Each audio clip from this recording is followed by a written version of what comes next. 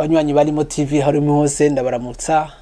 mugira amahoro mugire ijoro ryiza cyangwa umutaga mwiza aho muri hose akaba ari Jean Pierre Rukundo abashikiriza ibiganiro nkuko mubimenyereye mu misiza mu misiri imbere ni TV igiye kubashikiriza ibiganiro byinshi n'urukurikirane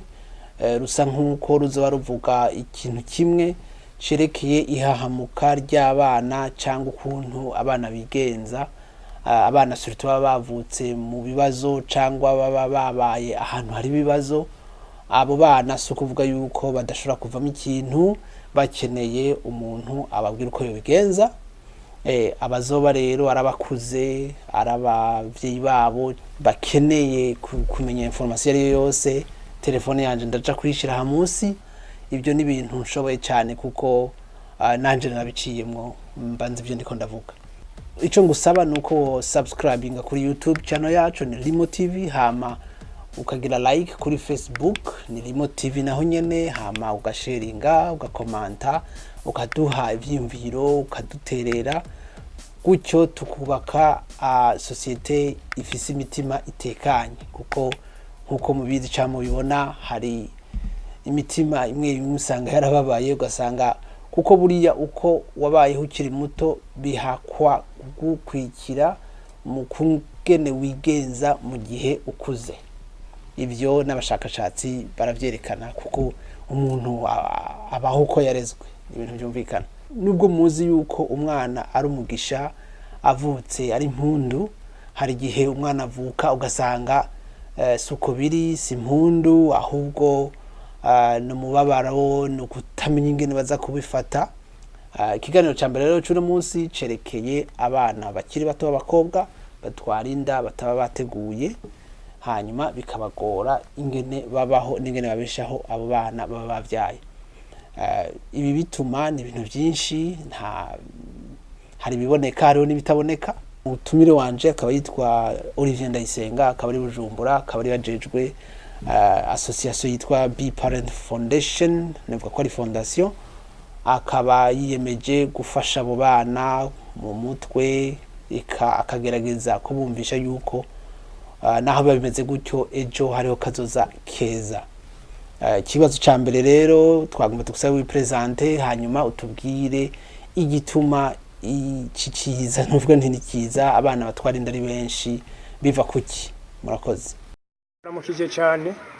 mu mazina yanje ni Olivier Ndayisenga murakoze cyane kuri ico kibazo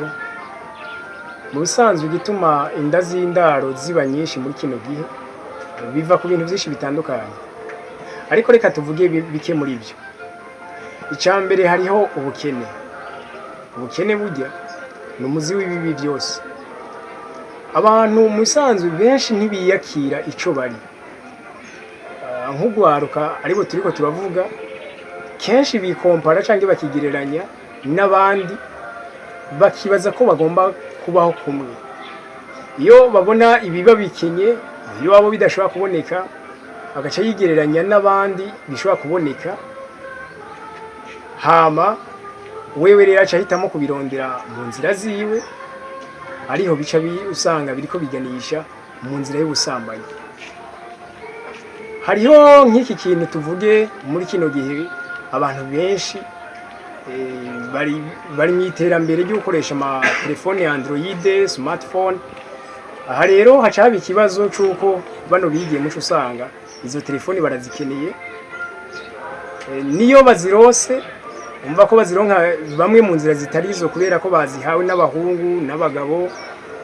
aho nabo kenshi birabagora guheza ngo bahakane iyo uwo muhungu cyangwa umugabo agize ico abasavye birabagora cyane hama niyo bazironse benshi bazikoresha mu buryo butari bwo hariyo abakunze guca bazirabisha amafilme pornographique ivyo vyose nta handi biba biriko biragana atari mu busambanyi ngizo rero inzira zimwe ziba ziriko zirakwegera aba bana mu busambanyi hariho icya kabiri copinage ugwaruka gwishi cyane cyane abadolescent barayoberwa uko babigendamo ibi bya copinage baza kuvyitiranya nkaho umengo nabubakanye bagize urukundo rumeze nka fiançailles ariko ku by'ukuri sibyo. Bano bana rero nabo baraheza bagahendana bigaca bivamo guterana inda kandi ku by'ukuri ata mugambi nabo ubwabo bakirezwe. None uravye ibyo bintu uko biriko biraba ingaruka mbi cyangwa ingaruka ku gihugu no kuri abo bana nizihe? Ego inkurikizi ziza ko habazozo ni nyinshi cyane kuko uwo mwana ubwiwe abasanzwe aje mu muryango bitateguwe donc bizoteranya uwo mwana umwigeme yibarutse, bizomuteranya n'abasaza we ku bavyeyi. Hari naho kenshi abavyeyi baca batoteza abana babo gushika ubwabo bangaye. Hari izindi nkurikizi ziza iyo bishitse uwateye inda uwo mwana akemera umwana, kenshi nawe nyene hari igihe bije gutera ingorane kubera umwana agiye mu muryango umenga aje ava hanze, kenshi nawe nyene birabatera ingorane. Ariko kandi hari naho kenshi cyane ababa bateye inda abo bana kenshi baranazana bakanga kwemera abo bana babibarutse. Sinzi umwigeme umwe yambwiye ngo abakobwa ba kino gihe ntibagitinya icyitwa 590. 590 naregere umwigeme umwe yakimbiye ndamubaza ati cyo bagisigura iki? Yambwiye ati ico gitigire kigizwe n'ibiharo bitatu, ni 5 iminota 5 yo kuryoherwa, amezi 9 azotwara imbanyi, ubusa ukuvuga no wayimuteye ntazomwemera.